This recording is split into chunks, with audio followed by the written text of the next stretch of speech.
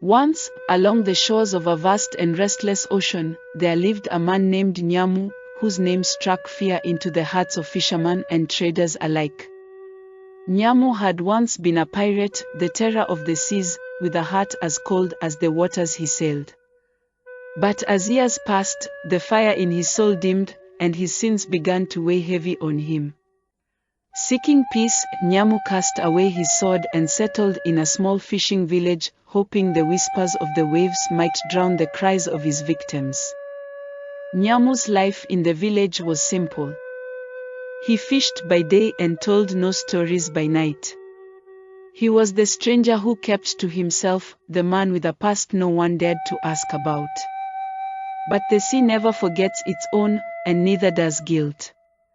Every so often, the ocean's roar seemed to call his name, reminding him that debts to the deep cannot be left unpaid.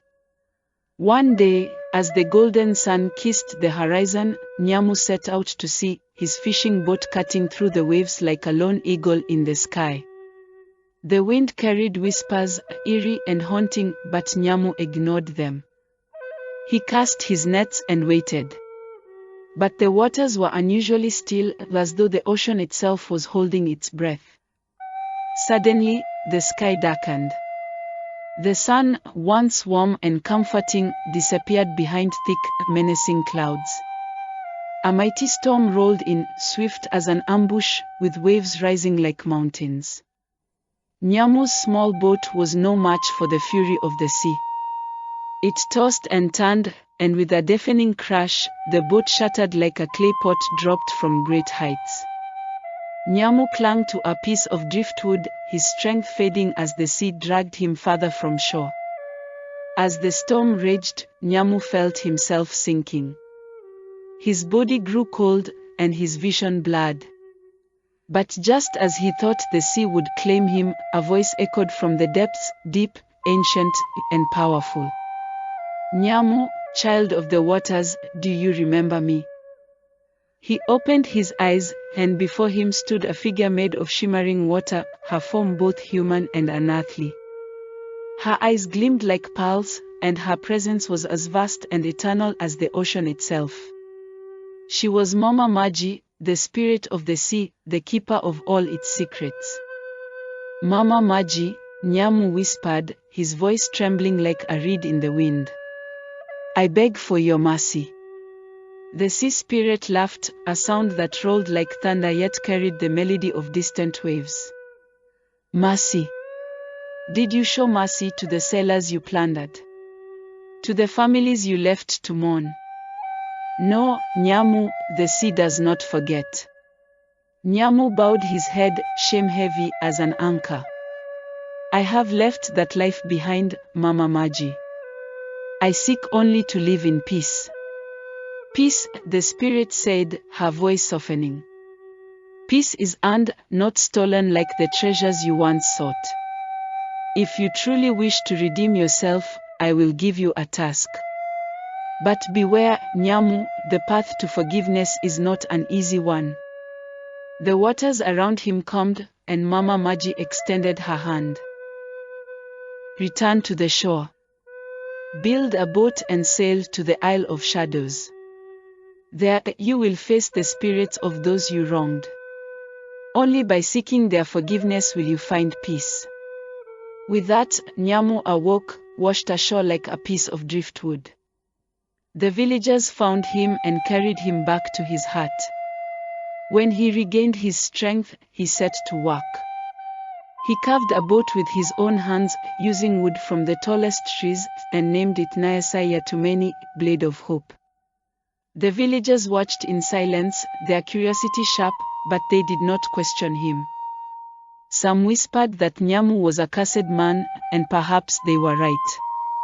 On the day of his departure, the sea was calm, as if holding its breath once more. Nyamu pushed his boat into the water and set sail for the Isle of Shadows, guided only by the memory of Mama Maji's words and the guilt that gnawed at his soul. Days turned into nights, and the ocean stretched endlessly around him. Then, on the third night, the moon cast its silver light on a dark, looming shape in the distance. The Isle of Shadows. It rose from the water like a jagged scar, its cliffs sharp as a lion's teeth. As Nyamu approached, the air grew cold, and the water turned black. He stepped onto the shore, and a chill ran through him. The island was silent, but it was the kind of silence that hummed with unseen eyes watching, waiting. From the shadows emerged figures, their forms faint and flickering like smoke caught in the wind. They were the spirits of those Nyamu had wronged. Some bore the marks of his blade, others the weight of lives lost to his greed. Nyamu, they said in unison, their voices like the rustling of dead leaves. Why have you come? He fell to his knees. I come to beg for your forgiveness. I was a man blinded by greed and power, but I seek to atone for my sins. The spirits circled him, their presence heavy as a storm cloud. Words are as empty as the nets you once stole. Show us your remorse. One by one, they presented him with tasks. For the family he had left starving, he was made to carry sacks of grain up the steep cliffs until his back ached and his hands bled. For the ship he had sunk, he was made to gather every fragment of its wreckage from the shore. And for the life he had taken unjustly, he was made to spend a night in utter darkness, reliving their final moments through their eyes. When the tasks were done, Nyamu stood before the spirits, his body battered but his heart lighter. I have done as you asked, he said. Will you forgive me?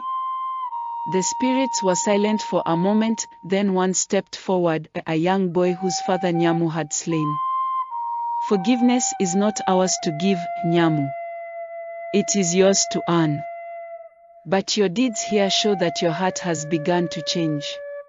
The spirits faded into the wind, and the island grew quiet. As Nyamu returned to his boat, the voice of Mama Maji rose from the waves. You have faced your past, Nyamu. But redemption is a journey, not a destination. Go now, and live a life worthy of the forgiveness you seek. When Nyamu returned to the village, he was no longer the man they once whispered about. He became a teacher to the fisherman, a helper to the needy, and a guardian of the sea he had once exploited. And though the guilt never left him entirely, he carried it as a reminder, a compass to guide him toward the man he wanted to be. And so, Nyamu, the pirate who had once ruled the waves with fear, became a legend of a different kind, a man who showed that even the deepest wounds could heal, and even the darkest hearts could find their way back to the light. The villagers would often speak of him as they mended their nets by the shore, telling their children of the man who learned that the sea remembers, but it also forgives those who are willing to change. His name became a reminder that no matter how far one strays, the journey back is always possible for those who have the courage to take the first step.